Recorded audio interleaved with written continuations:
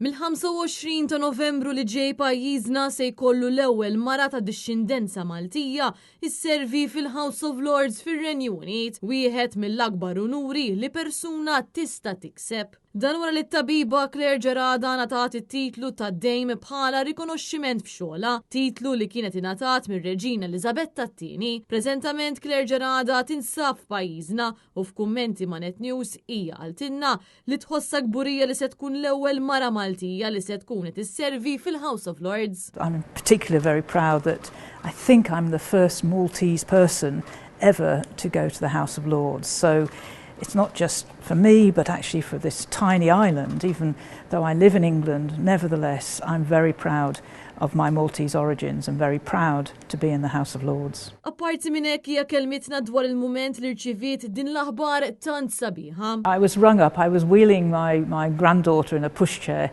and I got rung up and to be honest, I didn't really believe it. I mean, I did believe it, but I didn't believe it, if that makes any sense. And I immediately thought I wished my parents were alive to have seen this. They're not. My mother was Josephine Dingley, my father was Anthony Gerarda. They would have been absolutely delighted and so proud of me. But, oh, come on, it's one of the biggest honours that you can get in the UK. And somebody like me getting it, an immigrant into England, it's astonishing for me. Claire Ġerada ilha l-fuq minn 40 sena taħdem bħala tabiba fil-qasam tal-vizzi.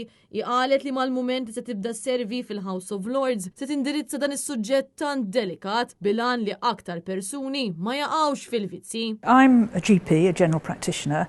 And over the years, I've worked predominantly in mental health and predominantly in addictions. At the moment, I work with those with gambling-related disorders. I've also worked with mental health of doctors and nurses. So one of the things that I want to do when I'm in the House of Lords is to start to look at how the health service works, but also look at gambling reform and see if we can actually improve how people with gambling disorders, number one, don't become so dependent, but number two, when they do, are able to get treatment. So my main background is as a GP, and I actually think I'm also one of the first GPs ever to be in the House of Lords, so many firsts for me. It-tabiba Claire Ġerada mxiet fuq il-passi ta' missiera li kien tabib fiż-Żejtun fejn imbagħad istudjat il-mediċina fil-University College London, dan apparti li tħarġet ukoll bħala psikjatra, dan apparti li kienet l-ewwel mara wara 50 sena li mexxiet ir-Royal College of General Practitioners.